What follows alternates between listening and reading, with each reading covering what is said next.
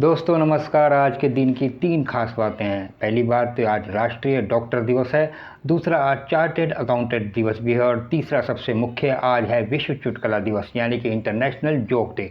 तो सबसे पहले हम डॉक्टर्स की बात करते हैं। सलाम है उन डॉक्टर्स को जो कोरोना जैसी इस महामारी में भी डट कर खड़े रहे और कोरोना का मुकाबला किया, इस देश को कोरोना से जीत दिलाई।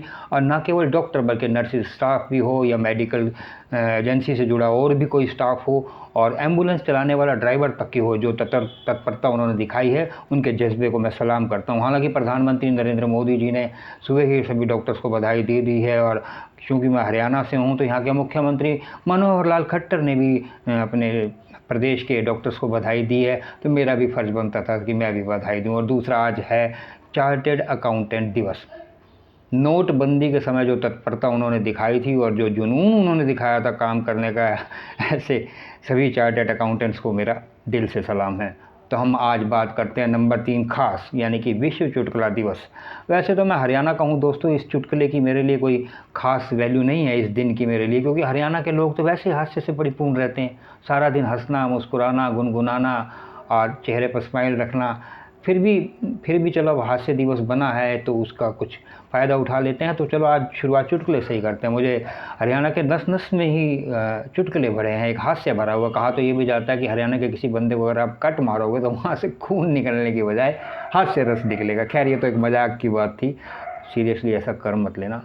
तो मैं ये कहना चाहता हूँ कि हरियाणा के बच्चे के छोटे से बच्चा जब होता है उसमें भी हास्य रस छिपा होता है। मुझे एक बात याद आ रही है, एक चुटकुला ही याद आ रहा है कहने की बात। एक बच्चा बड़ा मासूमियत से घर आया, बहुत खुश था। घर आते ही पापा से बोला, पापा कल से तो हम माला माल हो जाएंगे। पापा ने कहा वो कैसे?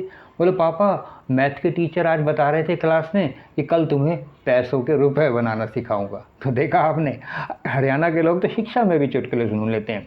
एक मैडम बड़ी गुस्से से क्लास में घुसी और घुसते ही बोली, जो जो इस क्लास में बेवकूफ़ है वो खड़ा हो जाए। कोई बच्चा खड़ा नहीं हुआ। मैं फिर कहती हूँ, जो जो इस क्लास में बेवकूफ़ है वो खड़ा हो जाए। फिर कोई बच्चा खड़े नहीं हुए। आखिर में एक हरियाणा का बच्चा खड़ा हुआ। उसने खड़े होकर के जब मैडम ने उससे पूछा तुम बेवकूफ़ हो, बोला जी नहीं। बोला फिर खड़े क्यों हुए?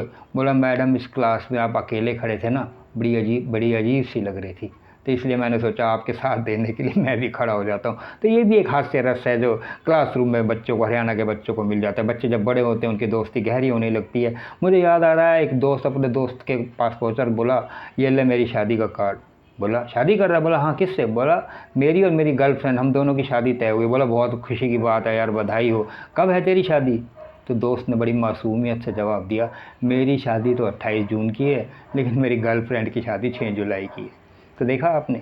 इसी तरह से पति पत्नी के चुटकुले भी बहुत हैं। हालांकि पति पत्नी के चुटकुलों पर सुरेंद्र शर्मा जी ने कब्जा कर रखा है और जिस जिस जिस मासूमियत के साथ, जिस सीरियसनेस के साथ वो चुटकुला पेश करते हैं वो तो लाजवाब है। मुझे भी एक पति पत्नी का चुटकुला याद आ रहा है। एक पत्नी अपनी आँखों का ऑपरेशन कराने के लिए जब ऑपरेशन थिएटर में गई तो उसने बड़े ही मासूमियत से कहा कि डॉक्टर साहब मेरे पति को अंदर बुला दीजिए। डॉक्टर बोला, ये आप क्या कह रहे हैं? मैं हज़ारों ऑपरेशन कर चुका हूँ, मैं अपने काम में माहिर हूँ।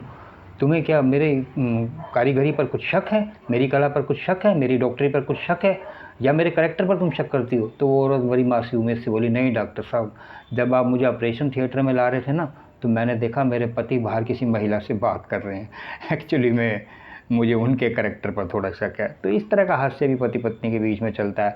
और प्रेमी प्रेमिका की बात करूं तो मुझे एक बात याद आ रही है, चुटकुला है वो भी है। हरियाणा के प्रेमी प्रेमिका थे, जब उनका परिवार वालों ने शादी के लिए मना कर दिया। देखिए कितना गहरा और सच्चा प्यार है। लड़की वालों के पेरेंट्स ने भी मना कर दिया, लड़के वालों के पेरेंट्स ने भी मना कर दिया, लेकिन प्यार तो बहुत गहरा था। उन्होंने सोचा कोई बात नहीं, अगर दुनिया हमारे प्यार को नहीं अपनाना चाहती तो हम लोग इस दुनिया से ही उड़ जाएंगे। बोला क्या तुम मेरे साथ मरने को तैयार हो? लड़की बोली हाँ मैं मरने को तैयार हूँ। दोनों पहाड़ी की चोटी पर पहुँच जाते हैं। लड़का कहता है जैसे ही मैं 1 2 3 कहूँ हम दोनों कूद जाएंगे। लड़के ने कहा 1 2 3 और कूद गए। अचानक लड़के ने ऊपर देखा तो लड़की तो कूदी नहीं। उसने पूछा कूदी क्यों नहीं? बोला नहीं, वो थोड़ी ऊंचाई से डर लग रही थी, मैं सोच रही थी कहीं हम बच गए तो हड्डी वड्डी टूट जाएगी, इसलिए मैं नहीं कूदी। ये सच्चा प्यार होता है। और लड़के को देखिए साहब, आप लड़के की बारी थी। लड़का बोला मुझे पहले से ही शक था तू नहीं कूदेगी। उसने बटन दबाया, पैराशूट खुल गया उसका।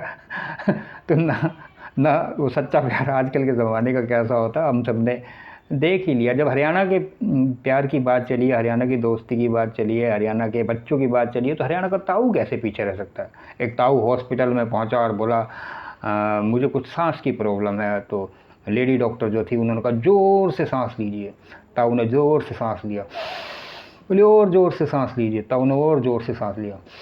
बोला हाँ तो कैसा महसूस हो रहा? बोला महसूस की तो छोड़, ये बता परफ्यूम कौन सी लगा के आई है भाई, जान ही निकाल दी तेरी खुशबू ने। तो ऐसा हादसे हमारे यहाँ छिपा हुआ है। तो आज क्योंकि चुटकुला दिवस था तो हमारा फ़र्ज़ बनता था कि मुस्कुराते हुए आपसे 2-4 बातें करें। और अगर आपने इस चैनल को सब्सक्राइब नहीं किया है तो सब्सक्राइब कर दें, बेल आइकन के बटन को दबा दें, लाइक करें, शेयर करें और आपको ये कैसा लगा ये भी मुझे बताएं। और कमेंट करके यूट्यूब पर कमेंट करके मुझे बताएं। आज के व्लॉग में इतना ही। कल फिर आपसे मुलाकात होगी, या जब भी नया व्लॉग लाऊंगा आपसे मुलाकात होगी। तब तक के लिए मुझे इजाज़त दीजिए। नमस्कार।